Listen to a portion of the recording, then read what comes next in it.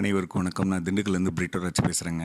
இந்த பாகல் கொடி எப்படி பண்ணுறது, அதாவது பாவக்காய் விவசாயம் எப்படி பண்ணுறது அப்படிங்கிற ஒரு கேள்வி இருக்குது. பொதுவாக இந்த பாவக்காய் அல்லது பாகல் கொடிங்கிறத நம்ம தமிழ்நாட்டோட அனைத்து பகுதிகள்லையும் நம்ம விளைவிக்கலாம்.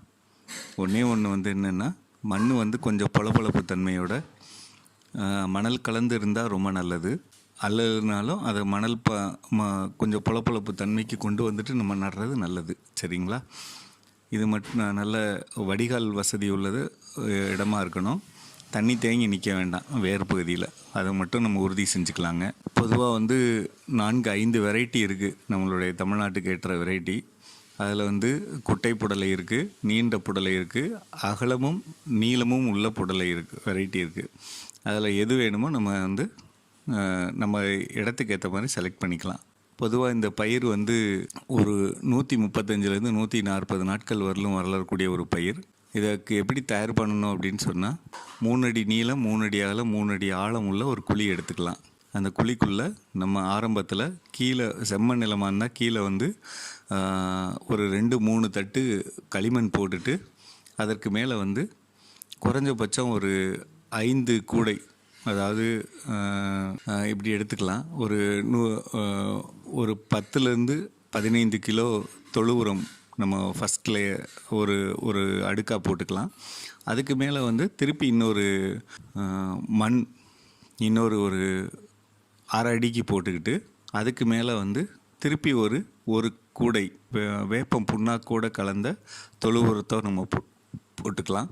அதற்கு மேலே மணல் ஒரு 1/2 அடி போட்டுட்டு நம்ம போட்டுக்கலாம். இது நம்மளுடைய குழிக்கான தயாரிப்பு முறை.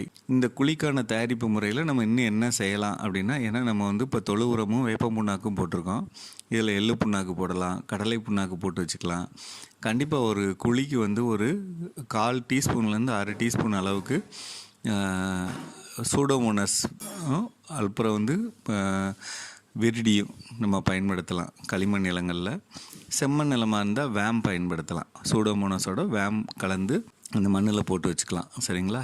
இதை ஒரு டைம் மட்டும் இல்லாமல் மாதம் ஒரு முறை செய்கிறது மிகவும் சிறப்பானது. சரிங்களா? வேரழுகள் போன்ற நோய்கள்லாம் வராமல் நம்ம பாதுகாத்துக்கலாம். இது நம்ம அப்படி செய்கிறோம். பொதுவாக ஒரு ஏக்கருக்கு 700 கிராம் இல்லை 750 கிராம் விதை தேவைப்படும். ஒரு குழிக்கு 5 விதை போடுறோம். சரிங்களா? 2 விதம் பண்ணலாம். ஒன்றுக்கு விதையை டைரெக்டாக நட்டு விடலாம். அப்படி இல்லைன்னா விதையை பேக்கெட் போட்டு நர்சரி போட்டு 15 நாளைக்கு அப்புறம் எடுத்து நடலாம். சரிங்களா? 2ல் ஏதாவது ஒன்று பண்ணலாம். பொதுவாக பேக்கெட் போட்டு போடுறது நல்லது. என்னென்னா நம்மளே பார்த்துக்கலாம். முளைப்பு திறன், அதோட வீரியம், அது வரக்கூடிய வழி எல்லாத்தையும் பார்த்துக்கலாம். டைரெக்டாக விதைக்கிறனாலும் விதைக்கலாம். சரிங்களா? இதில் நாட்டு பாகல்னு இருக்குது, ஹைப்ரிட் பாகல்னு இருக்குது. 2 வெரைட்டி இருக்குது. நாட்டு பாகல்னால் உத்தேசமாக ஒரு 120 நாளில் நின்று போயிடும். ஹைப்ரிடு அப்படின்னா ஒரு 140 நாள் வரலும் வரும். சரிங்களா? அந்த மாதிரி பொதுவாக இந்த ஆரம்ப காலத்தில் இப்போ நட்டதுக்கப்புறம் முதல் 10 நாளுக்கு 3 நாளைக்கு ஒரு தடவை நம்ம அளவான தண்ணீர், அதாவது ஒரு குழிக்கு 2 லிட்டர் இருக்கிற மாதிரி நம்ம தண்ணீர் விடலாம். அதாவது அந்த குழியை ஈரப்பதத்தில் வச்சுருக்கலாம். நல்லா வளர்ந்ததுக்கப்புறம் மொத்தம் 40 நாள் பக்கம் இது அதோடைய செடி வளர்ச்சி இருக்கும். செடி தன்னோட உடலை கொண்டு வரத்துக்கு ஒரு 40 நாள் 45 நாள் வரும். அதுக்கப்புறம் பார்த்திங்கன்னா ஒரு 30 நாளுக்கு பக்கத்துக்கு அது முழுமையாக கிளை விட்டு வளர்ந்து பூ பூத்து ஒரு 70 நாளில் பார்த்திங்கன்னா உங்களுக்கு முதல் அறுவடை, 65 நாள்லேருந்து 70 நாளில் முதல் அறுவடை கிடைக்க ஆரம்பிக்குங்க. அதுக்கப்புறம் உங்களுக்கு ஒரு 45-50 நாள் கண்டிப்பாக தொடர்ந்து ஈல்டு கிடச்சிக்கிட்டே இருக்கும். ஈல்டு அப்படின்னு பார்த்திங்கன்னா உத்தேசமாக 700 கிலோ பக்கம் கிடைக்கும் உங்களுக்கு நாட்டு புடலை அப்படின்னு சொன்னால் ஒரு ஏக்கருக்கு.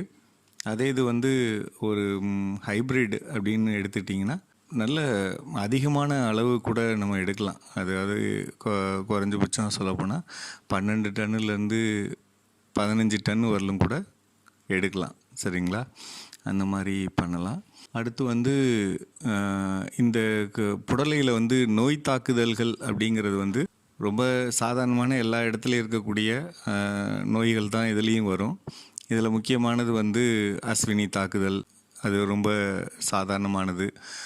பழ ஈ தாக்குதல் அல்லது வெள்ளை ஈ தாக்குதல், இது வந்து ரொம்ப சாதாரணமானது. இதெல்லாம் நம்ம வந்து எந்த விதமான தாக்குதல் வர்றதுக்கும் நம்ம என்ன செய்யணும் அப்படின்னு சொன்னால், முன்னாடியே வந்து 15 நாட்களுக்கு ஒரு முறை, 20 நாட்களுக்கு ஒரு முறை வேப்பெண்ணெய் கரைசல் கொடுத்துக்கிட்டே இருக்கணும். அது ரொம்ப ரொட்டீன், கண்டிப்பாக கொடுக்கணுங்க.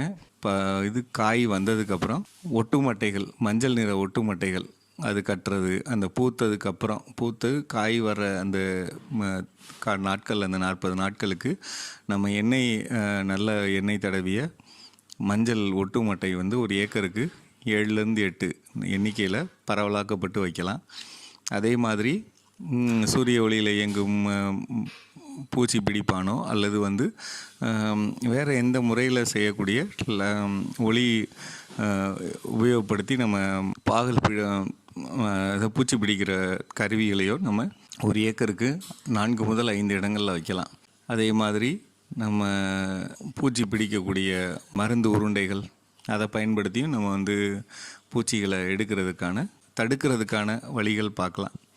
பொதுவாக இந்த மாதிரி இயற்கை முறைகளில் வெளியிலேருந்து வைக்கக்கூடிய இந்த மாதிரி வெட்டும் அட்டையோ அல்லது வந்து சூரிய ஒளியில் இயங்கக்கூடிய பூச்சி பிடிப்பான்களோ இந்த மாதிரி உபயோகப்படுத்துகிறது வந்து பெருமளவு நமக்கு உற்பத்தி செலவை குறைக்கும். சரிங்களா? அதிகமான செலவு பண்ணுறதோ அல்லது வந்து மனசுக்கு கஷ்டமாக இருக்கும், நிறையா பூச்சி தாக்குதலில் மனசு டென்ஷன் ஆகுறதோ அதெல்லாம் குறைச்சிக்கலாம். பொதுவாக அளவான தண்ணீர் கொடுத்து சரியான அளவு நம்ம ஊட்டச்சத்து கொடுத்தோம்னா நல்லா கொண்டு வரலாம். ஊட்டச்சத்தில் முக்கியமானது வந்து பார்த்திங்கன்னா, மாதம் ஒரு முறை ஒரு ஏக்கருக்கு 2 கிலோ அளவுக்கு அசோஸ்பைரிலம் கொடுக்கலாம். அதுவும் இப்படி கூட செய்யலாம். 1.5 கிலோவுக்கு அசோஸ்பைரிலம் கொடுக்கலாம், 1/2 கிலோ வந்து பாஸ்போ பாக்டீரியா கொடுக்கலாம். இந்த பாஸ்போ பாக்டீரியாவோட அளவை வந்து ஒரு 30 நாளைக்கு தடவை கூட்டிக்கிட்டே இருக்கலாம். இப்போ வந்து 30 நாளில் வந்து அசோஸ்பைரிலம் அதிகமாகவும் பாஸ்போ பாக்டீரியா கம்மியாகவும் கொடுக்குறோம். 2வது 30 நாளில் வந்து 1.25 3/4 அப்படி கொடுக்கலாம். 3வதுல வந்து பார்த்திங்கன்னா 3/4 1.25 அப்படி கொடுக்கலாம். 4வது இதில் வந்து பார்த்திங்கன்னா 1.5 கிலோ பாஸ்போ பாக்டீரியாவும் 1/2 கிலோ அசோஸ்பைரிலம் அப்படி கொடுக்கலாம். ஒவ்வொரு 30 நாளைக்கு உடையும் கண்டிப்பாக ஒரு 1/4லேருந்து 1/2 டீஸ்பூன் அளவுக்கு அந்த மண்ணிலே கலக்கப்பட்ட சூடோமோனாஸோ அல்லது வந்து விரிடியோ நீங்கள் வந்து உங்களோட இதுக்கு கொடுக்கலாம், ஒவ்வொரு குழிக்கும் கொடுக்கலாம். அது ரொம்ப முக்கியமான ஒரு செயல்பாடு, கண்டிப்பாக செய்யணுங்க.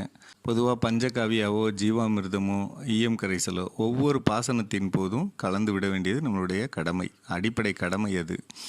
இதில் வந்து இந்த பூ எடுக்கிற காலங்களில் வந்து ஒரு 60 நாளைக்கு அப்புறம் வந்து ஒரு 8 நாள் இடைவெளியில் 3 தடவை நம்ம தேமூர் கரைசல் கொடுக்கலாம். அது வந்து அதிகமான பூ வளர்ச்சியை உண்டாக்கும், பூ பெருக்கம் அதிகமாகும். அல்லது வந்து அந்த நல்லா பூக்குது, முதல் தடவையிலே நல்லா பூக்குது அப்படிங்கிறப்ப 8 நாளுங்கிறத இன்னொரு தள்ளி கூட ஒரு 15 நாளைக்கு ஒரு தடவை அப்படி கூட நம்ம கொடுக்கலாம். தொடர்ந்து பூக்கள் வருவதற்கும் அதிகமான காய் பெருக்கம் வர்றதுக்கும் நம்ம பயன்படுத்திக்கலாம்.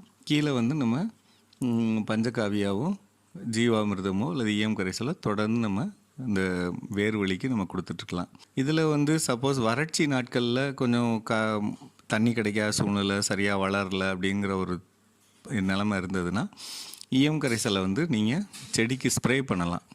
ஒரு டேங்குக்கு 300 ml அப்படிங்கிற ஊற்றி நம்ம செடியோட அடிப்பகுதியிலையும் மேல் பகுதியிலையும் படுற மாதிரி, தண்டு பகுதியிலையும் வர்ற மாதிரி ஒரு பிடிச்சு விட்டோம் அப்படின்னா கண்டிப்பாக வந்து செடிக்கு வந்து நன்மை பயக்குது அப்படிங்கிறது, வளர்ச்சி ஊக்கியாக பயன்படுது அப்படிங்கிறத விட அதில் இருக்கக்கூடிய கொசு அதாவது பூச்சிகளோட முட்டைகள் இருந்தாலும் அதுவும் வந்து முழுமையாக அழிக்கப்படும். அது வந்து கண்டிப்பாக அது அழிச்சிடலாம். அதனால் வந்து ஒரு குறைந்த செலவில் நம்ம அதிகமான லாபங்கள் பெறத்துக்கான வழிகள் இருக்குது. 2வது வந்து இதோட மார்க்கெட்டை பொறுத்தளவில் வந்து பார்த்திங்கன்னா, ஒரு இடத்துல நீங்கள் வந்து விற்கிறத விட எந்தெந்த இடத்துலலாம் வாங்குகிறாங்க, இது வந்து இப்போ மேஜர் மார்க்கெட் எது அப்படிங்கிறத நம்ம பார்த்து வச்சுக்கிட்டு அவங்களுக்கு ஏற்ற மாதிரி கொடுக்கறது. கொஞ்சம் டிரான்ஸ்போர்ட்டேஷன் செலவுனாலும், இப்போ ஒரு பேச்சுக்கு எடுத்துக்கிட்டிங்கன்னா, நீங்கள் மதுரையில் இருக்கீங்க அப்படின்னா ஒட்டஞ்சத்திரம் மார்க்கெட் கொடுக்கலாம், ஏன்னா அது கேரளா மார்க்கெட்டு. அதே மாதிரி இன்னொரு மூட்டையை வந்து இங்கே கீழே நாகர்கோவில் மார்க்கெட்டுக்கு நீங்கள் கொடுக்கலாம். அப்போ வந்து உங்களுடைய பொருள் வந்து பரவலாக்கப்படும். சரிங்களா? பரவலாக்கப்பட்டு போகும்போது நமக்கு வந்து நல்ல ரேட்டு கிடைக்கும். சரிங்களா? அந்த மாதிரி பண்ணலாம். ஏன்னா கேரளாவில் வந்து பாகக்காயை கொஞ்சம் விரும்பி சாப்பிடுவாங்க. அந்த மாதிரி செய்யலாம். அதே மாதிரி கோயம்பேடு மார்க்கெட்டுக்கு போகிறதுக்கும் நம்ம ஏற்பாடு பண்ணலாம். ஏன்னா அது வந்து ஆந்திராவுக்கு போகிறதுக்கு ரொம்ப உபயோகமாக இருக்கும். சரிங்களா? அது நம்ம மண் நம்மளுடைய தட்பவெட்பநிலை நம்மளுடைய விளைச்சலுக்கு வந்து நல்ல ரேட்டு போகும். ஆந்திராவில் இதோட வளர்ச்சி வந்து அவ்வளவு சிறப்பாக இருக்காது. அதனால் நம்மளுடைய பொருள் வந்து அங்கே நல்லா விற்க வாய்ப்பு இருக்குங்க. சரிங்களா? செய்து பாருங்கள். நன்றி.